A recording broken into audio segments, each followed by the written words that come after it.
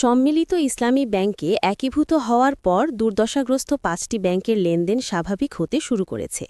কার্যক্রম শুরুর পর থেকেই নিয়মিত টাকা জমা ও উত্তোলন করতে পারছেন গ্রাহকরা। তবে স্বাভাবিক লেনদেন হলেও স্কিমের শর্তারোপের কারণে চাহিদা অনুযায়ী টাকা পাচ্ছেন না বলে অভিযোগ করেছেন গ্রাহকরা। বাংলাদেশ ব্যাংক বলছে, প্রাথমিক অবস্থায় নির্দিষ্ট পরিমাণ অর্থ দেয়া হলেও পর্যায়ক্রমে পুরো অর্থই ফেরত পাবেন আমানতকারীরা। দেশের প্রথম রাষ্ট্রীয় মালিকানাধীন শরিয়াভিত্তিক বাণিজ্যিক ব্যাংক সম্মিলিত ইসলামী ব্যাংক একীভূত প্রক্রিয়া শেষে ধীরে ধীরে ৫ ব্যাংক বিলুপ্ত হয়ে যাবে। নতুন বছরের প্রথম দিনেই একীভূত হওয়ার প্রক্রিয়ায় ঢুকে যাওয়া ৫ ব্যাংকের সাইনবোর্ড বদলে ফেলা হয়েছে। পাশাপাশি আগের সাইনবোর্ডও রাখা হয়েছে। ব্যাংকের স্বাভাবিক লেনদেনও শুরু হয়েছে। গ্রাহকরা চলতি ও সঞ্চয়ী হিসাব থেকে ২ লাখ টাকা পর্যন্ত উত্তোলন ও জমা করতে পারছেন। পরিমাণে অল্প হলেও দীর্ঘদিন পর টাকা তুলতে পেরে স্বস্তি প্রকাশ করছেন আমানতকারীরা।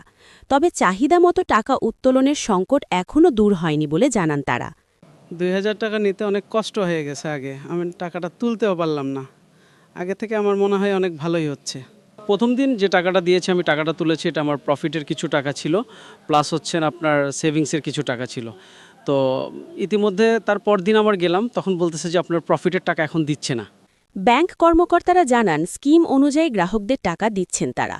তবে আতঙ্কিত হওয়ার কিছু নেই জানিয়ে প্রয়োজন ছাড়া টাকা না তুলতে গ্রাহকদের প্রতি আহ্বান জানানো হয়েছে। এখন যেটা দরকার তারা নিবে।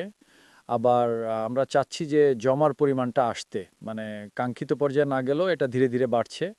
আর উইথড্র যে পরিমাণ হওয়া আমরা ভেবেছিলাম, ঠিক সেই পর্যায়ের চাপটা নেই।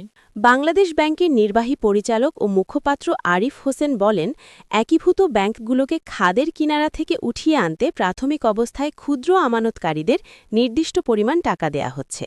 আমানত এটা তো একটা স্পেশাল সিচুয়েশন, বুঝতে হবে যাদের কাছে আমরা এই আমানতগুলি রেখেছিলাম তারাই সেই আমানত খেয়ানত করেছে।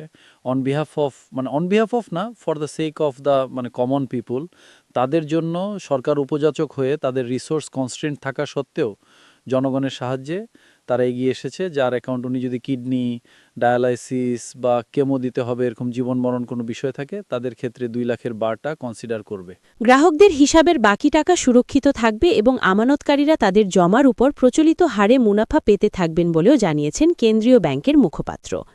এছাড়াও আগামী ফেব্রুয়ারি থেকে প্রফিটের টাকা দেওয়া হবে বলে জানিয়েছে বাংলাদেশ ব্যাংক।